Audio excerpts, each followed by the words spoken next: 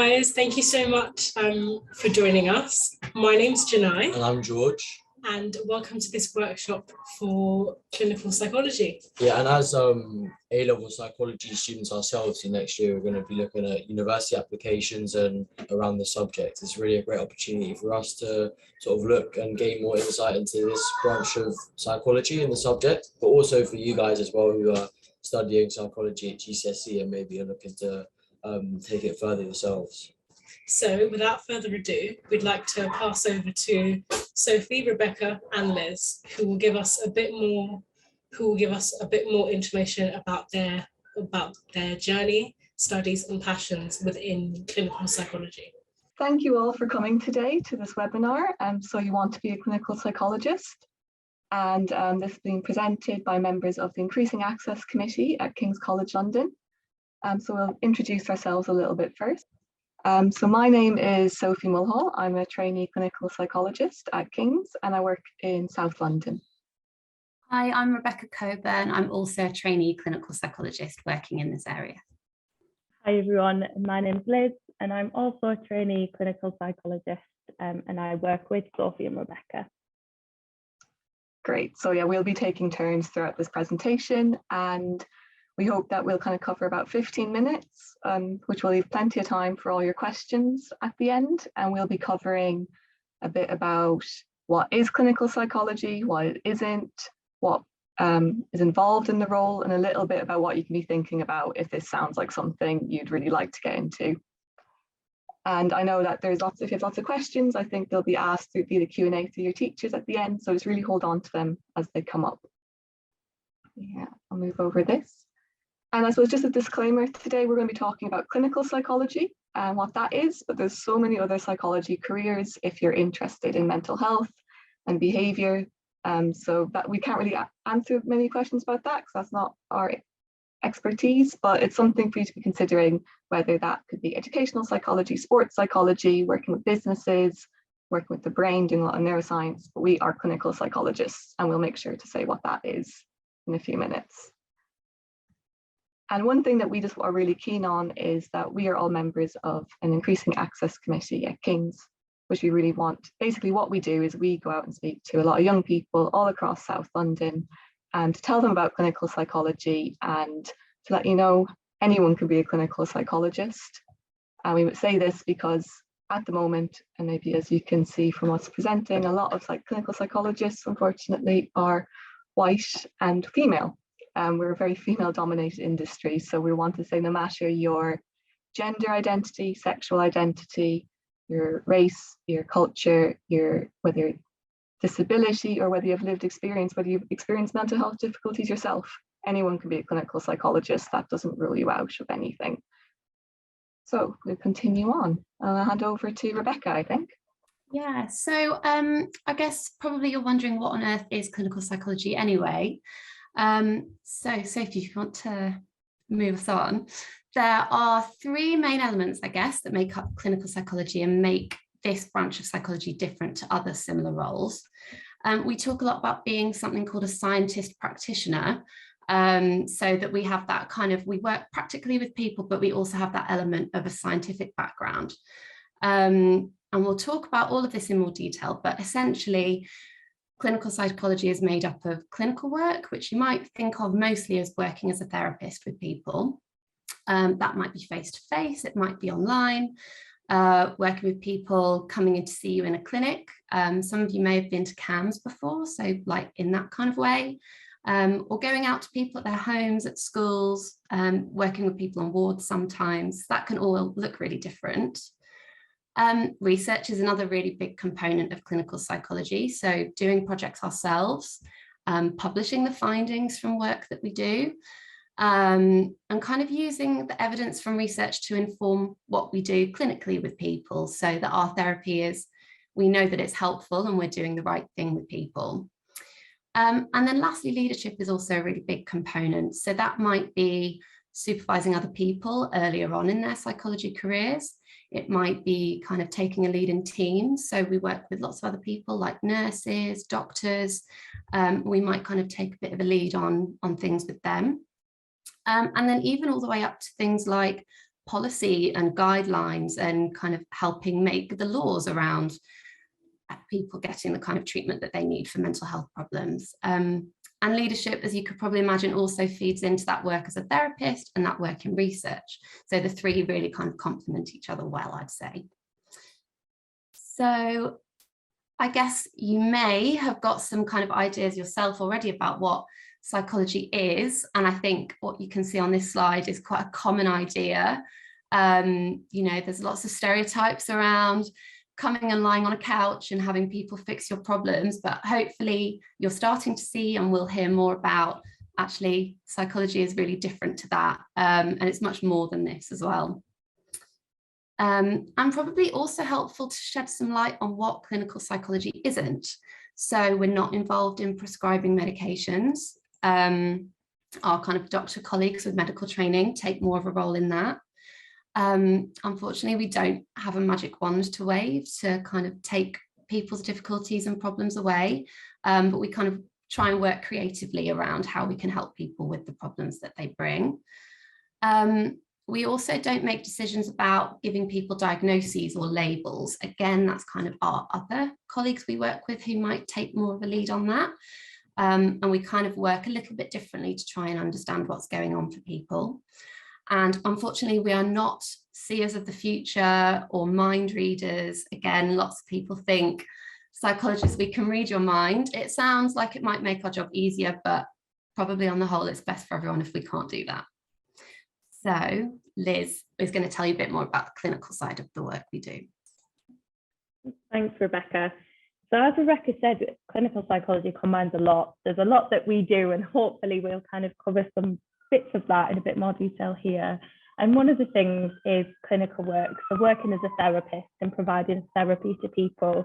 So that might be one-to-one with a person, kind of a child or an adult, or it could be working with a family in family therapy. So there's lots of different ways this looks. And the reason why we need clinical psychology and we need to provide this therapy is all related to mental health. And some of you might kind of know these statistics already, and others of you might not have seen them before, but the stats are that 1 in 4 people in the UK will experience a mental health problem this year, and that 1 in 8 adults in the UK are currently receiving help for the mental health problem, and that help can often be provided by clinical psychologists, so us as a clinical psychologists who work in the mental health services. And what we try and do in that clinical role and in therapy is to help people who, for lots and lots of different reasons, things might have happened to them, there might be really big, difficult emotions that they're trying to manage, support them to kind of to manage these feelings and to cope when it's really hard to do that on your own, and it is really hard for lots of people to manage things by themselves. And we've got some examples here across the next few slides of kind of what kind of difficulties we support people with. Some of these you might have heard of, others you might not, from kind of anxiety and worries to school-related problems to learning needs like neurodevelopmental things like ADHD or autism, through to health problems. So thinking about supporting people when they have kind of health conditions like cancer, or kind of people who've had long COVID coming out of the pandemic. So psychologists might work with them to help with their kind of physical health as well as their mental health. Yeah, and you might have heard of some of these, and others you might be looking at and thinking, what is this? But these are definitely things that you might learn more about if you study psychology at any point, or you can read up about online. There's lots of information. Yeah, and back to, is it Rebecca? Is it Sophie? Yeah. Yeah. So I was going to now tell you a little bit more about the research part of being a clinical psychologist, because that is also a really big part of our role, to help us kind of understand people's problems better, and also to kind of see how well our therapies work. So there's lots of different stages of research. Kind of the design stage is important, where we might be setting up a study, thinking about what we want to find out, how to carry out a research study, what we might kind of predict. And also at this stage, thinking, is this study safe? Is it ethical to do with people? So that's also a big part of what we might be thinking about. Then we'd be moving on to kind of recruiting people and advertising the study and collecting our data. So that might be something like asking people to do questionnaires, observing behaviour in kind of real life settings, doing interviews with people to get a bit more of an in-depth understanding. There's all sorts of different ways we might gather data in a project. And then we'd be moving on to kind of analysing that. So maths and statistics actually is a moderately big part of that in research if you're a psychologist, which can feel a little bit daunting, but it's really helpful just to have a little bit of that kind of idea of statistics so we can actually see, is this being helpful, the kind of treatment that we might be giving? Has there been a change in how people feel? But then also you can see on the slide that sometimes we might do a different kind of research where we're looking for themes in kind of interviews or written data to get that more in-depth understanding. So there's kind of two different types of research we might do. And then lastly, publicising what we found is a really important part. So there's no point doing research and then kind of keeping it all to yourself. So sharing the findings in kind of conferences, doing presentations, maybe writing articles to send to science journals.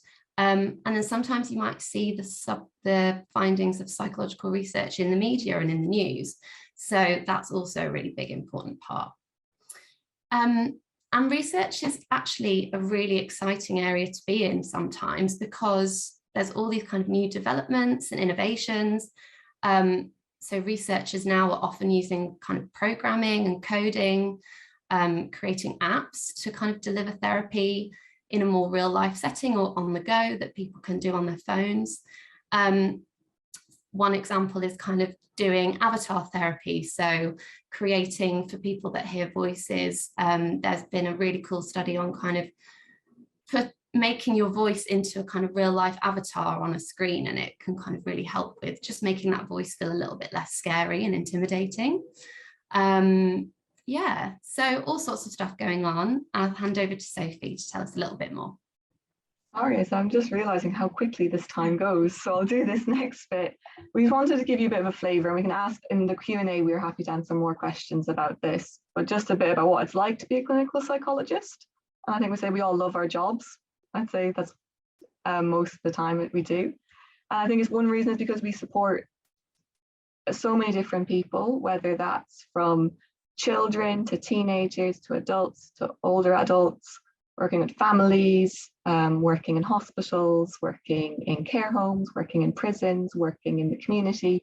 It's such a varied role that you can have. And we also work with a lot of different people. We don't work alone. So we work with maybe some other therapists ourselves. We work with a lot of other healthcare people, whether it's nurses, doctors, psychiatrists. We might also sometimes work with teachers or social workers or the police, depending on the situation that we're working in.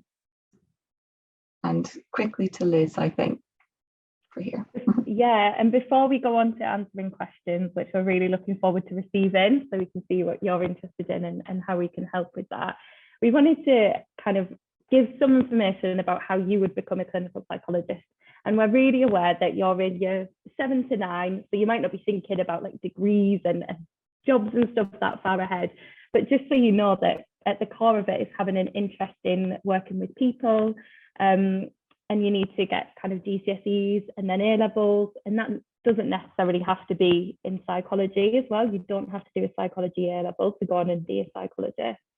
And then further down the line, you need to complete an accredited degree in psychology, get some relevant work experience, and then complete the doctorate that is what Sophie, Rebecca and I are doing now. So you go and you study and you work to get your doctorate and become qualified. And I guess thinking about where you are now and what opportunities you can look to now that can help you on towards that kind of career of becoming a clinical psychologist. These are different ideas we had, and there might be more from kind of careers advisors or teachers in your school, but we thought it would be helpful kind of if you do things like being a year rep or a prefect, kind of showing those leadership skills and that care and support for other people. You might be a school wellbeing ambassador, kind of anti-bullying peer mentor, or kind of look to do different volunteering, either in the community, so outside of school, or within school as well. So there's lots of things that you can be given a go now that can build up those skills that'll be really helpful when you're thinking about a career in clinical psychology. And we have a summary slide there, but I think I'm wondering if we just move through and push on to the Q&A, because we've kind of covered everything. And if there are things that are missing, then yeah, shout them out to us in a question and we're more than happy to answer. So I think I'm handing over to George and Janii now. So our first question in the chat is, what is the most challenging part of your job? That's a really good question. Sometimes it's really challenging when we're working with people who are really distressed or really sad or have these really big emotions that they're feeling, and they bring them to a session and they're talking about these things. That can be really hard to see, like when you really kind of empathize with someone and see those difficult emotions, that can be difficult. But yeah, it's also really, on the other hand, I'm going to kind of come in and say how rewarding that is when you can support someone through really difficult times, but it can be challenging, all the different emotions that come up. Yeah, so it's a really good question. I think maybe similar to Liz, that can be difficult, but that's why we're here when that happens in a set, when someone comes to see us. I think one thing that can be really challenging for me is if there's only so many things that we can control, and if someone's going through a really difficult period in their life, kind of knowing what's the bits that I can help them with and what bits might require maybe some other professionals or some other help, and trying to get all that lined up can be a bit difficult. But again, when it works out, it's really good. We're gonna start taking the questions now. While we wait for them to come in, I've got a question for you guys. Like, did you know from like the age of like what the kids who are watching this now, like, did you know that you wanted to enter clinical psychology, or did you sort of want to like later on, like nearer like A-level stage or after you left uni? It's a great question. I think we're all different, but I suppose just to say, again, I didn't know when I was younger. I didn't know until actually I'd started going to university. So I didn't actually even do psychology when I went to university. I changed and I did work experience and stuff afterwards. So I had a bit of a different route in. But no, I discovered later in life I wanted to be a psychologist. Yeah, and I'd add, I did psychology A-level just because it looked really interesting, and then ended up deciding to do psychology at university. Again, wasn't sure what I wanted to do afterwards. And then it was just kind of doing some work experience in my summer holidays, and I thought, this looks really good. I would like to do this. So again, I was about 20 or 21 when I decided this was what I wanted to do. Yeah. And I'll quickly share my experience, which was kind of similar a bit to Rebecca. I was a bit younger. I'd never even heard of what a clinical psychologist was when I was in school, which is why I think it's so brilliant that we're able to be here today and to zoom in to kind of speak to you all, because yeah, it's putting it on the agenda that clinical psychology is a career. So I did an A-level in psychology, found it really interesting, did a degree in it, and then it just kind of went from there. But I didn't know super young, but as soon as I started studying psychologist, I was like, oh, this is for me. I like this. Yeah, that I sort of like the fact that like you didn't like know straight away as sort of a career you can go into later in life. It's not like definite what you have to do. You have to study it from young. So yeah, we're gonna move on. Thank you for your response. We're gonna move on to any more questions in the chat. Thank you very much. We've got another question coming in. What subjects do you think would be helpful to study in order to like gain access into a career for this? Well, I can come in. I think if your school has psychology, that's great. Do it. I can say for me, sorry, was this at school or at university? Does it say? But at school, I say my school didn't offer psychology for end years, so I think I did biology and English and languages and economics. So it's very open, but I think anything around understanding maybe a little bit of science and a little bit of understanding people, that's kind of what you need. Yeah, and I'd just add to that doing psychology is helpful to get that foundation knowledge, but it's not needed. I personally find other aspects of science really difficult, like biology, chemistry and physics. So as soon as I got to A-level, didn't do those. So it varies so much what you can do, but maths is probably a helpful one as well, but you don't necessarily need it. So I think stick to what you're interested in and where your strengths lie, and then you can go into psychology. Yeah. And because it is a creative, you can be so creative and you draw on so many different aspects. So yeah, stick with your interests and that will really help you.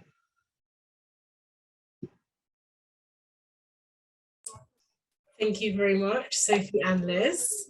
Another one of our questions is, did either of you take GCSE or A-level psychology or biology? I'm going to say I didn't study in England, so no to both, but in my school I did biology at, I suppose, the equivalent of A-levels, but no psychology. And I did a psychology A-level, but it wasn't offered at GCSE, so I hadn't done it before then. It was completely new to me when I did it at A-level. Cool, thank you very much. We've got another question asking, like, what are the best universities to study psychology at? I don't know the answer to this one, what the best universities are. And I think it's because it often changes. And I started university a long time ago now, so it might look different to when even I was looking at applying. So I think using the university guides, I think Complete University Guide, and I think The Guardian does one potentially. I might be wrong, but definitely asking your teachers where to look at things like that, because they'll kind of have an eye on universities and where's best to study. But I would also add that people on our course have studied at a range of universities. It isn't like these set ones you have to go to then have a career in psychology, because if your psychology degree is accredited, then it means you've covered everything that you need to then go into a career in that field. So don't feel too much pressure on going to the best one. It really depends where you are and what your needs are. Yeah, nothing else to add. I suppose also just in university, another big thing is just pick one that you like the look of and it's in a place that you'd like to be for a few years. I think is just as important to consider. Thank you. We have a very, very interesting question. What do you do for people with dementia in terms of, like, how would you go about treating that? Okay, I can start a little bit. I suppose what we do is we can't, I suppose, treat the dementia itself. We can't make the memory go away. But when people have dementia, sometimes it might be difficult for them to adjust to kind of their memory kind of not being the way it used to. So that might bring up a lot of feelings of sadness or frustration, or they might be doing things like their behavior might change, which other people might find a bit upsetting. So we might work with the person or their family to just get used to kind of how life might look a little bit different now, and to make things live the life the way they want to, with this kind of a new diagnosis in their life. Thank you, guys. I just wanted to ask, what made you pick clinical psychology specifically? So I actually also looked into educational psychology. So because like my interest in psychology are working with young people, working with children, working with families. And I thought I wanted to be a teacher at one point too. So I thought educational psychology might match those two things around teaching and learning, but also psychology. And I decided to go with clinical psychology because it's got more of a focus on mental health and working with mental health difficulties and supporting people through that, and being able to do it one-to-one in more therapy. So it has more therapy in it. So that's what pulled me towards clinical rather than kind of the other types of psychology. That's what drew me to it. Yeah, and I suppose for me, I always knew I wanted to do some sort of job where I could help other people. And I am a really good advocate for mental health problems. I thought that was really important as well. So that it merged together.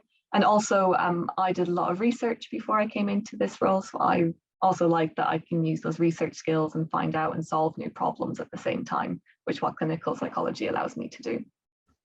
Cool, and this might link to our next question, which is, do psychologists specialize, or is it possible just to be like a general psychologist, like a generalist. I suppose what happens is after you do this degree that me and Liz are coming on doing, your doctorate, you become a clinical psychologist. And then, yes, you can kind of work generally, you can work in just kind of community mental health teams or CAMs, but some people do find an interest or maybe an area of mental health that they really like. And it's not necessarily an extra degree, but you might just do some extra training courses or get some extra work experience to become more knowledgeable in that field. But there's not like an extra degree or something that you need to do to specialize. Myself, I don't know yet whether I'll specialize or not into something. I'm happy just trying a lot of things out at the moment. And our next question is, what do you most enjoy in your role?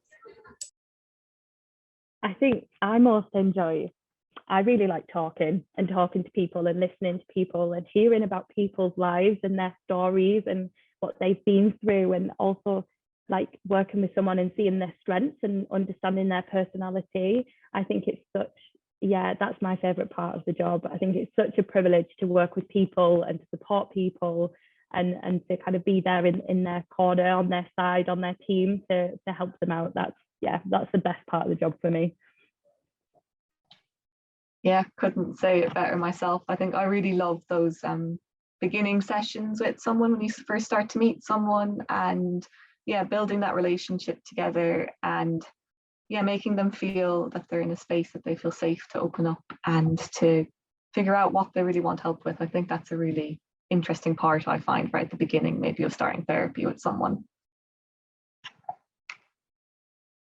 Oh, have we lost our question?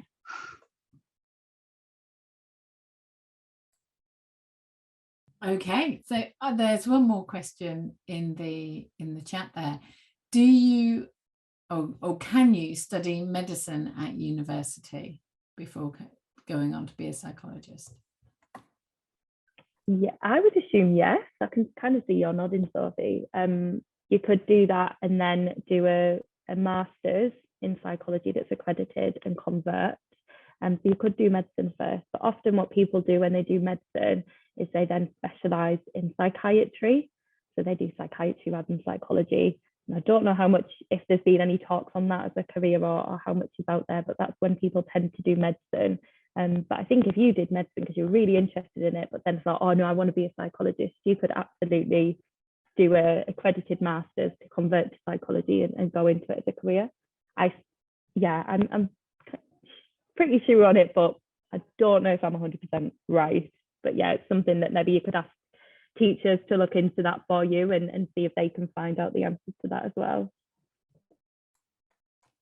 Someone would like to know how you go about helping someone to understand their own emotions. Where would you start?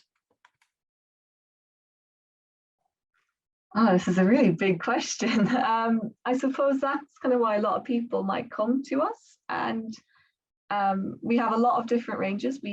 Basically, Liz and I were on training, so we get trained in a lot of the different therapy types. So we would kind of see someone, we're like, what sort of approach do we think would be best? But in general, it's a lot of understanding maybe what you're feeling, maybe how that relates to your behavior, how that might relate to what you're thinking, how that relates to maybe events and stuff that's happening around you. We might map that out with people. And that's kind of one approach maybe to do it, but it might take some time. Or maybe at the beginning, we might need to teach someone a bit more about emotions if they don't know a lot about them themselves, and we can do that together as well. So there's lots of ways. Something. Yeah, I was just thinking that about teaching about emotions and how kind of often with people we're kind of learning what an emotion feels like in the body. So if we feel excited, we might get butterflies in our tummy, or if we're feeling really happy, we'll notice that we're smiling. So there's all these things that happen in our body to tell us how we're feeling. And also a really helpful film around emotions as well is Inside Out, how that names all the different feelings in the girl's brain. That Pixar film or a Disney film, I can't remember, but things like that, kind of just learning what the different emotions are and when do we feel them, why do we feel them, because we all have those emotions. So just understanding what they are is helpful. And I think it's sometimes people might come and they're very used to feeling very happy emotions, and ones that are a bit more difficult, just kind of saying it's normal as well sometimes to feel sad, to feel angry, and just how to cope with those.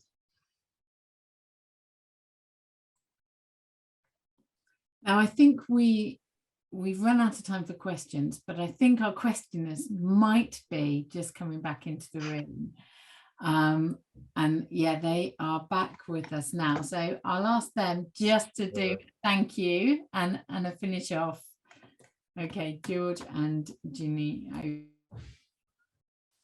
Yeah, well, thank you guys for joining us. Hopefully you've taken some of this information today, and maybe if you want to go into it further, I'm sure there's some more research you can do. Maybe you could ask your teachers about it, and they could get in touch with some of the speakers here, or just generally. And yeah, hope you have a good rest of your day, and hopefully you've learned something today. Yeah. We hope you enjoyed the workshop. We hope that you enjoyed learning about these new things within psychology, and we hope that it will inspire you to think further about this branch in psychology. Thank you very much, guys. Thank have a you, good rest of your day. guys.